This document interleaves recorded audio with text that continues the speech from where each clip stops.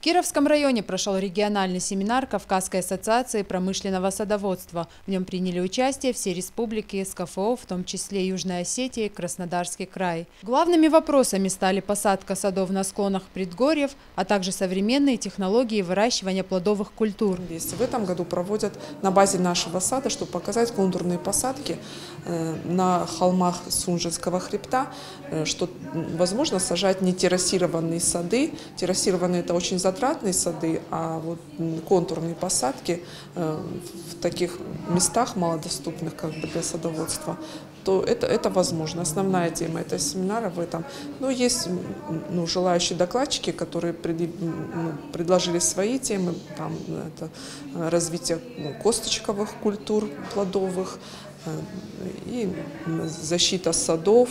Там разные темы. И люди обмениваются своим опытом. В этом году планируется строительство первого фруктохранилища на 1,5 тонны. Здесь также будет предусмотрена сортировочная линия. Кроме того, обсудили вопрос о малоземелье в республике. Хочется использовать и жизнь заставляет новые технологии использовать. Результаты, которые добивают сельхозпроизводители, имеют, соответственно, прямое влияние на социальное самочувствие населения. Поэтому для нас очень важный сегодняшний проект.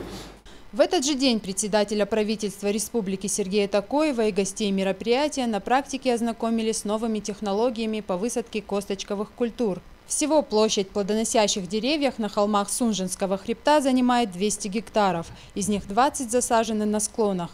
Первый богатый урожай косточковых будет собран уже в августе. В условиях малоземелья Северная Осетия уже имеет удачный опыт по выращиванию контурных садов на склонах. Самым передовым в этом плане стал СПК «Дегуста». Садоводы из других регионов уже переняли для себя опыт осетинских. Говорят, на предгорных землях качество продукции в разы лучше. У нас в Краснодарском крае есть предгорное садоводство, и много земель в этом плане не освоенных. Это актуально, эта проблема актуальна. Предгорное садоводство, сады на склонах имеют свои преимущества. Допустим, яблоко хорошо окрашивается, хороших качеств яблоко получается на этих. То есть эти зоны нужно осваивать. В этом году планируется собрать 300 тонн слив, около тонны яблок и 50 тонн груш. В 2015 году СПК «Дегуста» для развития косточковых культур планирует расширить землю с 200 до 320 гектаров. Рая Дзантьева, Ацамаз Шипшев, Осетия ТВ.